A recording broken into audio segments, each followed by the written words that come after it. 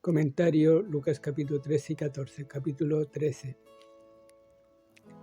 En su camino a Jerusalén, versículo 22, nuestro Señor analiza algunas preguntas importantes.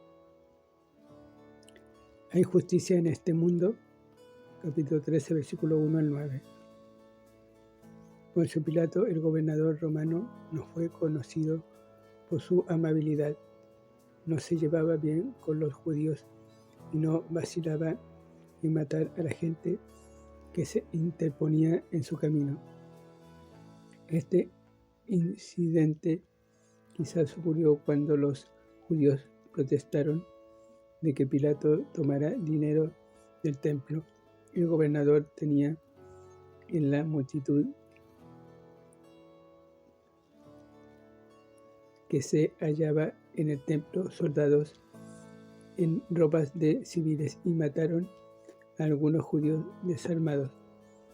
¿Dónde estaba Dios cuando sucedió esto? ¿Por qué permitió Dios que mataran a sus fieles sin advertencia? Jesús destacó que estas muertes en el templo no eran sino una de las muchas tragedias que ocurren en este mundo.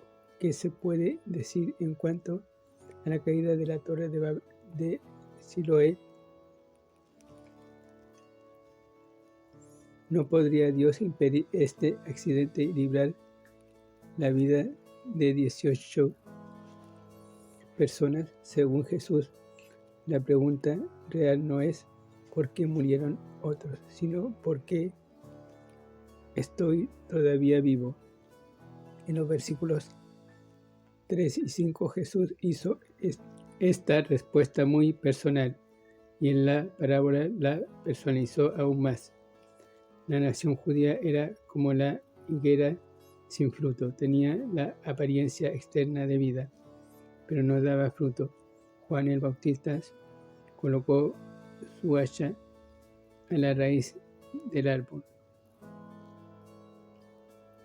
Mateo capítulo 3, versículo 9. Y Jesús ministró a la nación por 3 años, pero todavía no había fruto. Dios podía juzgar a la nación de inmediato, pero les concedió inclusive más tiempo. En el año 70 después de Cristo permitió que las legiones romanas destruyeran Jerusalén y el templo. Pero también hay una aplicación individual. Dios espera que demos fruto para su gloria. En lugar de preguntar por qué mueren otros, debemos preguntar, ¿vale algo para Dios el que todavía esté vivo? Estamos preocupados por las necesidades humanas. Versículo 10 al 21. Imagínese la aflicción de la mujer a la que Satanás ató por 18 años. Sin embargo, ella finalmente asistió a la sinagoga y adoró a Dios. Como Abraham, tenía fe para creer que Dios podía hacer lo imposible. Versículo 16, Romanos capítulo 4, versículo 19 al 25. Jesús la sanó en el día de reposo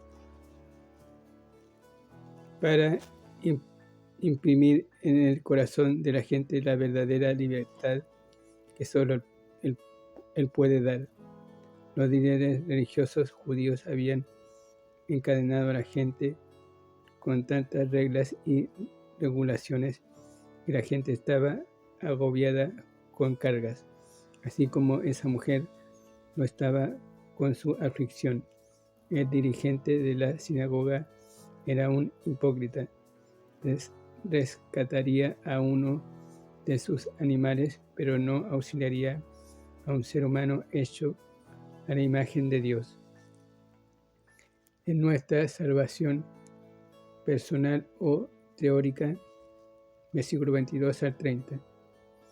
Una vez más Jesús usó una pregunta abstracta y la redujo a la realidad concreta.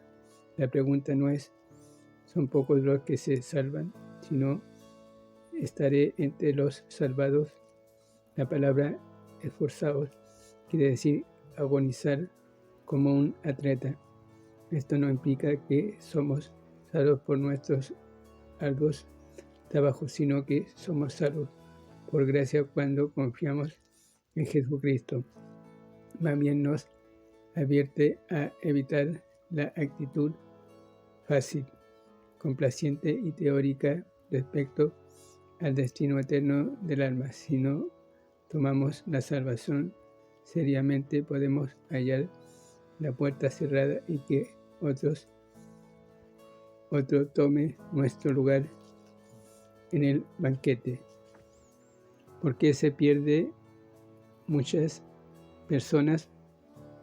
Versículo 31 al 35.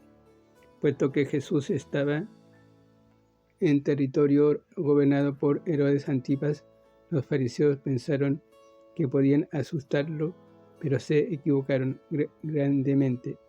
El padre de Herodes Antipas fue Herodes el Grande, el que mató a los niños de Belén. Mateo capítulo 2, versículos 16 al 18. Y Herodes Antipas había asesinado a Juan el Bautista.